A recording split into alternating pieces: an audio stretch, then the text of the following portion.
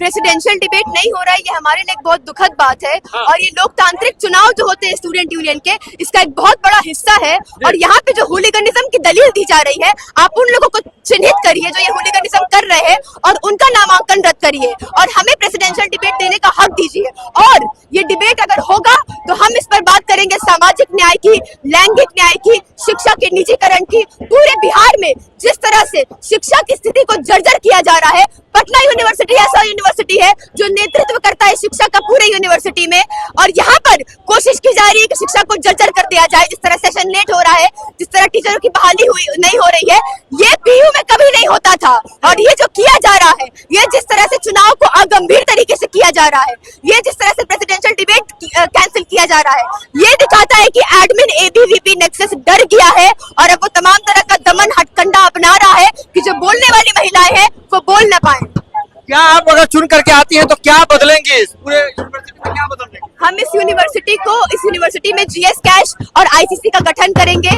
हम यहाँ पर इक्वल अपॉर्चुनिटी सेंटर्स का गठन करेंगे, प्लेसमेंट सेल का गठन करेंगे। यहाँ पर हम जो है मूलभूत सुविधाएं जो है, जिसकी बात तो चुनाव में होनी ही नहीं चाहिए, पूरे साल ना करके अब नल जल योजना की बात हो रही है, तो इसका मतलब ये पूसू बिल्कुल निकम्मी रही है। और इतने सालों से जो निकम्मी पूसू आ रही है, उसका काम भी हम करेंगे। मूलभूत सुविधाओं पे भी हम लड़ेंगे, क्योंकि छात्रों के लिए ये जरूरी है। पटना यूनिवर्सिटी कॉलेज में जो लगातार फी हाइक हो रही है ऑटोनोमस होने के नाम पे, उसके लिए हम लोग लड़ेंगे। मगध महिला हॉस्टल में, मगध महिला में हम लोग एम्बुलेंस और डिस्पेंसरी के लिए लड़ेंगे। लग रहा है इस बार, क्या लग रहा है, कितना कॉन्फिडेंट है अपनी जीत को लेकर?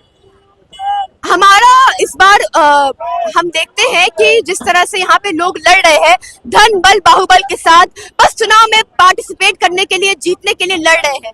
ऐसा में हम मानते हैं लड़ो पढ़ाई करने को, पढ़ो समाज बदलने को। हमारी इस बार कोशिश है कि हमारा जो जेंडर जस्टिस, सोशल जस्टिस का मुद्दा है वो छात्रों तक पहुंचे, कैंपस पॉलिटिसाइज हो और हम छात्रों तक ये विचारधारा पहुंचा पाए, छात्रों से साझा हो पाए, महिलाओं से साझा हो पाए, उनको दिखा सके कि धन बल बाहुबल पिज्जा मोमो के बरक्स एक ऐसा मॉडल है जो आंदोलनकारी है, जो छात्र हित में बात करता है।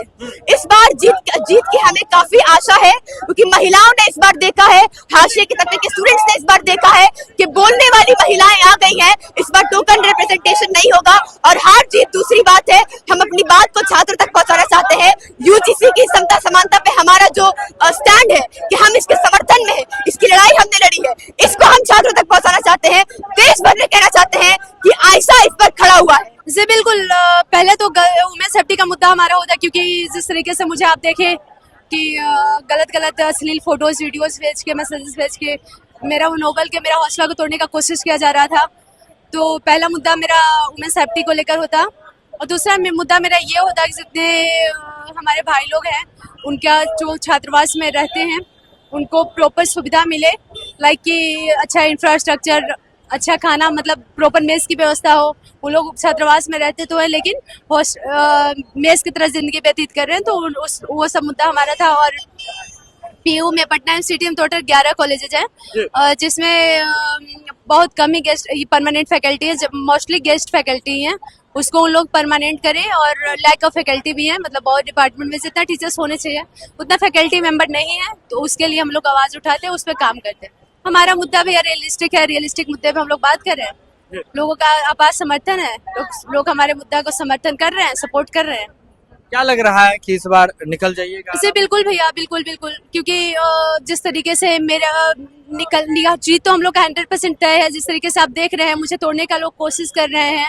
मैं एक लड़की हूँ, पहली बात कि मैं एक लड़की हूँ, इस चीज़ को इग्नोर नहीं कर सकते आप लोग। और जब लड़कियाँ राजनीति में पैर रखती है ना, तो कुछ लोग जो होते हैं ना, उनको दबाने का, उनको गिराने का इतना कोशिश कर देते हैं ना कि अपना मतलब कि पुरजोर तरीके से उनको गिराने का कोशिश में लग जाते हैं। मैं वैसे मानसिकता वाले भाइयों से मेरा अनुरोध है कि प्लीज इस तरीके का कुकृत नहीं कीजिए। आपके भी घर में माँ बहन है, आपके भी घर में बेटी हैं, तो प्लीज अगर सम्मान नहीं कर सकते तो अपमान भी नहीं कीजिए। क्या लग रहा है, कितना जीत को लेकर कितना आश्वस्त है? पूरा जीत जाएगी? जी बिल्कुल बिल्कुल बिल्कुल जीतूंगी, क्योंकि जिस तरीके से हम लोग को गिराया जा रहा है, तोड़ा जा रहा है।